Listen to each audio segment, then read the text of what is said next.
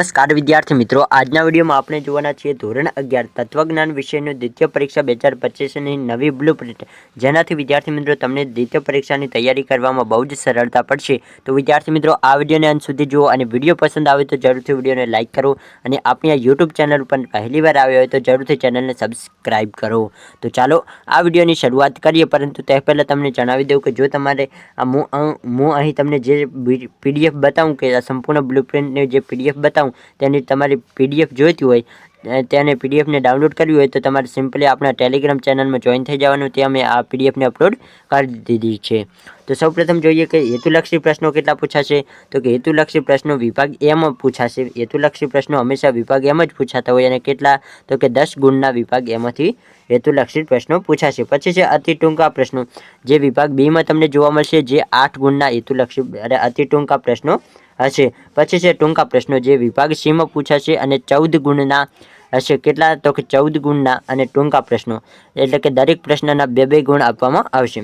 પછી છે લાંબા પ્રશ્નો, જે વિભાગ ડી માં તમને જોવા મળશે અને 6 ગુણના વિભાગ ડી માં તમને પ્રશ્નો જોવા મળશે, એટલે કે 6 ગુણનો વિભાગ ડી માં તમને પૂછાશે।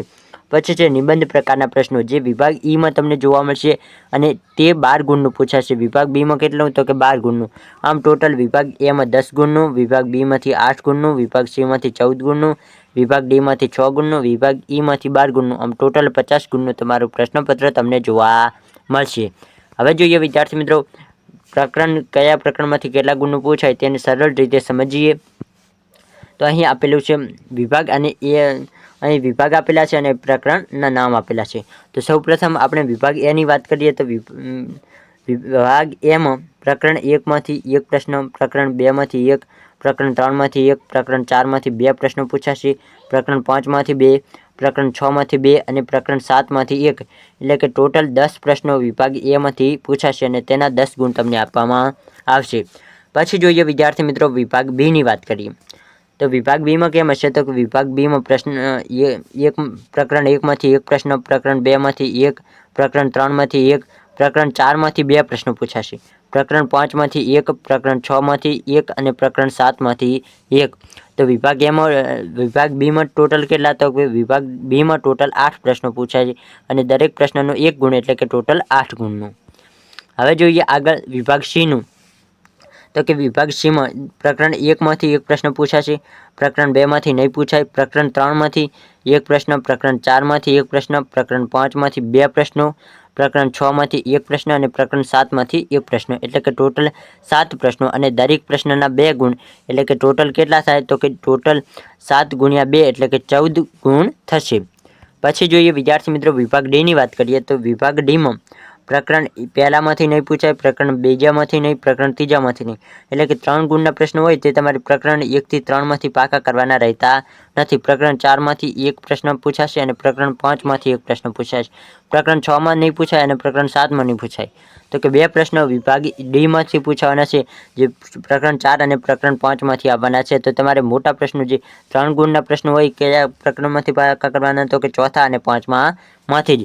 તો દરેક પ્રશ્નના 3 ગુણ, તો કે 2 તરી 6 ગણનું વિભાગ ડી માંથી પૂછાશે।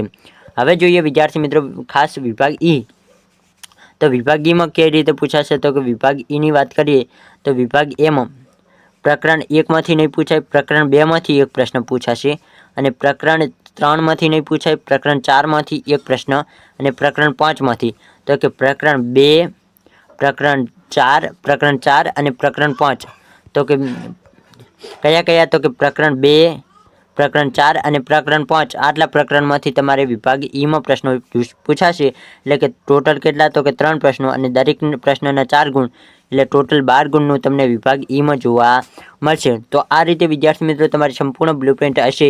આઈ હોપ તમને આ વિડીયો પસંદ આવ્યો છે। વિડીયો પસંદ આવ્યો તો વધુમાં વધુ વિડીયોને શેર કરો અને આ બ્લુપ્રિન્ટ તમને મેં જણાવ્યું અનુસાર બ્લુપ્રિન્ટ જોઈએ તો તમે આપણી ટેલિગ્રામ ચેનલમાં જોઈન થઈ શકો છો, ત્યાંથી તમે આ પીડીએફને ડાઉનલોડ કરી શકશો। અને વિદ્યાર્થી મિત્રો આપણી આ યુટ્યુબ ચેનલ ઉપર ધોરણ 11ના દરેક વિષયના IMP પ્રશ્નો પણ બહુ જ જલ્દી આવશે, તો જરૂરથી ચેનલને પણ સબસ્ક્રાઇબ કરીને રાખજો।